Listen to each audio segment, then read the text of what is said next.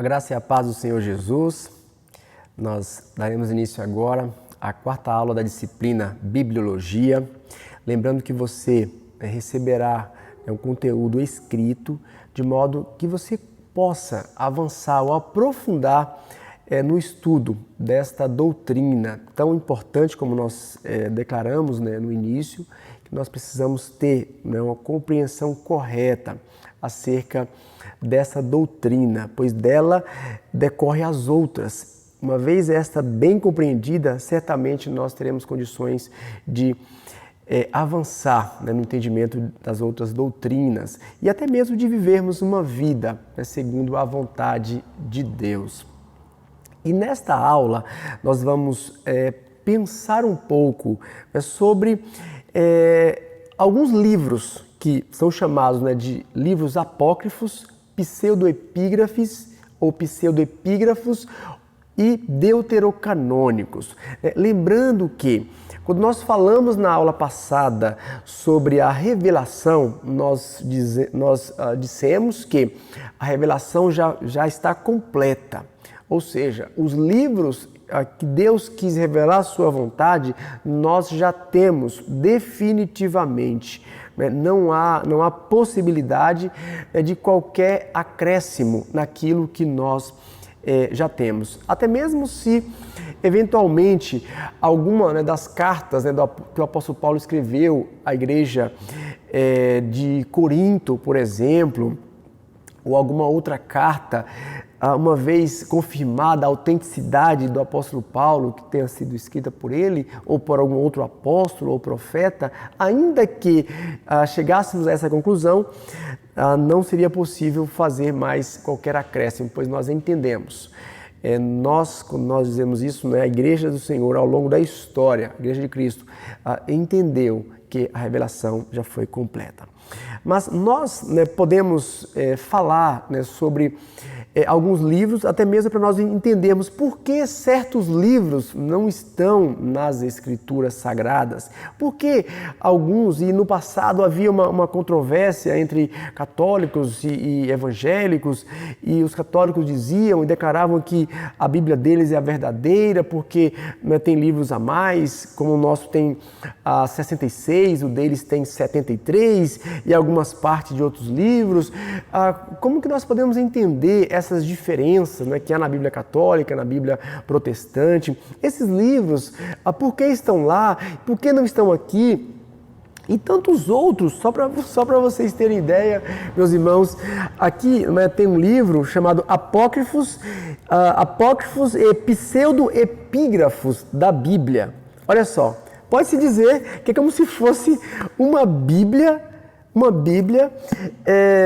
de escritos não canônicos. Então, falar sobre livros apócrifos, a palavra apócrifo significa oculto ou escondido. O pseudoepígrafo, a palavra pseudo é falso, ou seria falso escrito. A palavra epígrafo tem relação com a escrita, ou autoria, falsa autoria. Então, o que acontecia? E no caso de deuterocanônico, é como se fosse um segundo cânon, ou livros que estariam em pé de igualdade na questão de autoridade com os demais livros canônicos. Então, como eu mostrei para vocês, há uma infinidade de livros chamado apócrifos, tanto relacionados ao contexto do Antigo Testamento, quanto relacionado ao Novo Testamento. Então, por que muitos desses escritos não estão aqui?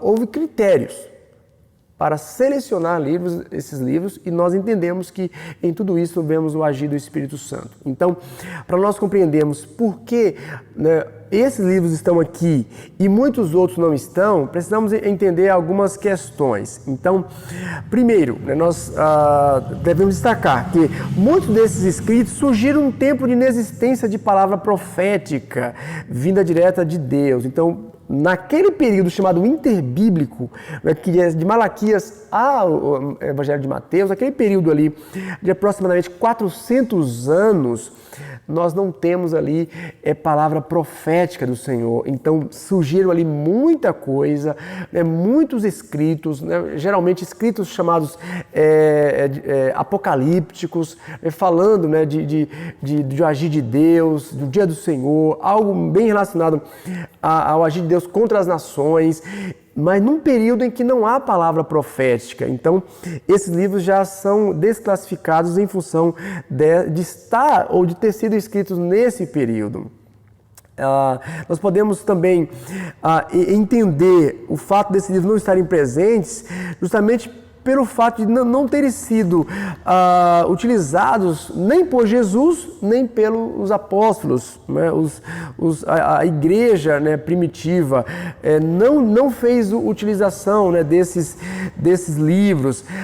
São livros também que trazem ensinamentos muito estranhos, né, contrários àquilo que nós compreendemos na palavra de Deus, no entendimento, né, vinda de outros livros. Lembrando que nós falamos de autoridade, a Bíblia não há contradição, então esses livros trazem ensinamentos que deturpam, né, verdades da palavra do Senhor, e por isso eles também foram excluídos. Só para vocês terem ideia, há um livro chamado Livro de Adão, né? Há vários capítulos relacionados a esse livro, mostra, né, um Adão, primeiro um Adão que não perdeu o relacionamento com Deus depois da queda. Um Adão mimado, um Adão que o texto relata em muitos momentos para tentar assim, como se fosse uma chantagem emocional com Deus, ele se suicidava e aí Deus o ressuscitava, e sucessivas vezes, umas coisas assim tão estranhas. Da mesma forma, há livros relacionados à infância de Jesus que mostram um Jesus adolescente que cometia bullying contra o filho de Caifás. Então são estranhos, livros muito estranhos. Até mesmo um texto relacionado se não me engano, é o Evangelho de Tomé, que fala que a salvação da mulher viria por uma metamorfose em que ela se transformaria num homem para ela ser salva. Então são ensinamentos assim tão esquisitos que não tem qualquer sentido eles pertencerem às Escrituras. Então, há erros geográficos, erros históricos, há erros doutrinários que ecoam como aberrações, como eu acabei de mencionar, orações pelos mortos. Então, uma série de coisas que mostram ou justificam por que esses livros não estão aqui presentes na palavra do Senhor. São livros que não tinham aplicação, que seria uma aplicação além do tempo, ou seja, uma aplicação para a vida humana em qualquer época. Então nós vemos os evangelhos, as cartas de Paulo, elas servem para a igreja primitiva, mas servem para nós hoje. Então os livros apócrifos, pseudepígrafos e deuterocanônicos foram excluídos também seguindo esse critério. Então a igreja também, mesmo depois da era apostólica, não utilizava desses livros. Então mais um motivo para eles serem excluídos. Então, e há um detalhe que nós podemos até mencionar aqui nos livros canônicos, dos critérios que foram utilizados. Alguns livros que estão aqui, que foram bem analisados, por exemplo, o livro de Esther, não faz menção ao nome de Deus. Então, foi um livro também que foi debatido se entraria ou não. O livro de Cantares de Salomão, né, com um teor assim, tanto erótico em muitas passagens, também foi questionado. Então, alguns que foram questionados, porém a igreja entendeu que deveria fazer parte do cânon das Escrituras.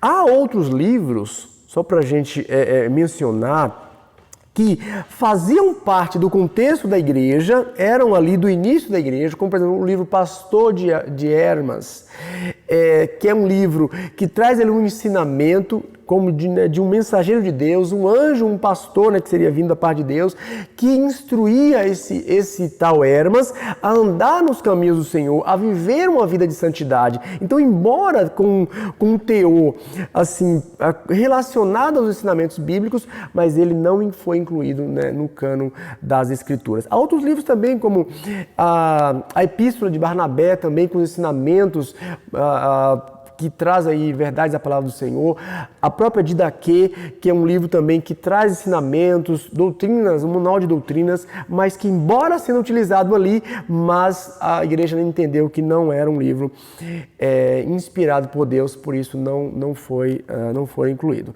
E, para finalizar, por que na Bíblia Católica há esses livros que não tem na Bíblia Protestante, né, como nós temos hoje? Então, primeiro, Jerônimo traduziu a Bíblia seguindo, né, a versão, né, do Antigo Testamento e incluiu alguns livros que são os livros que estão na Bíblia Católica. Porém, para Jerônimo, esses livros não eram livros que deveriam ser considerados como inspirados. Por isso eles recebem o nome de deuterocanônicos, como se fosse um segundo cânon.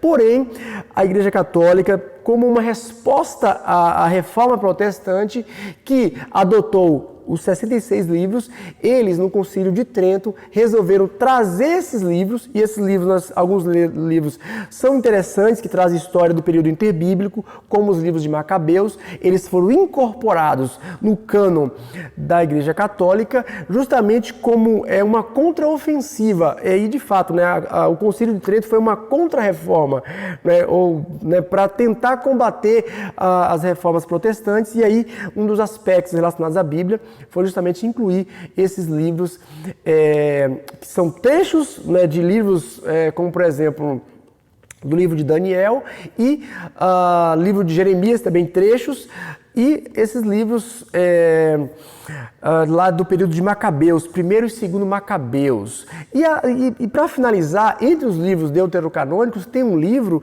que ele tem um muito, muito semelhante com um livro que está na Bíblia protestante, que é o livro de Eclesiastes. Mas na Bíblia lá católica tem um livro intitulado Eclesiástico, que é um livro sapiencial, porém não foi incluído no cânon da igreja, no cânon que nós temos, que é essa Bíblia com os 66 livros. Então, para a gente concluir, a Bíblia já está formada, nada mais pode ser acrescentada, por mais que alguém chegue dizendo, um anjo me revelou, Paulo deixou bem claro, quem chegar dizendo que um anjo revelou qualquer coisa, esse é maldito. Então, a palavra de Deus já está completa, o que temos aqui é suficiente para nós vivermos uma vida que agrada o Senhor, para nós impactarmos o mundo, né, com a pregação do Evangelho, com o ensinamento que transforma vidas, pois essa é a vontade do Senhor para a humanidade, que a humanidade entenda que o plano de Deus é um plano de redenção, de salvação, de trazer de volta a possibilidade daquele relacionamento que a humanidade vivia no Éden, né, quando Adão e Eva se relacionavam com Deus numa intimidade perfeita. É isso que Deus quer, e a palavra de Deus tem para nós ensinamentos suficientes para que o homem seja um homem perfeito e busque fazer a vontade do Senhor. E que Deus abençoe a sua vida e que você continue aprendendo mais e mais, buscando conhecer mais do Senhor e da sua vontade. Que Deus abençoe e até breve.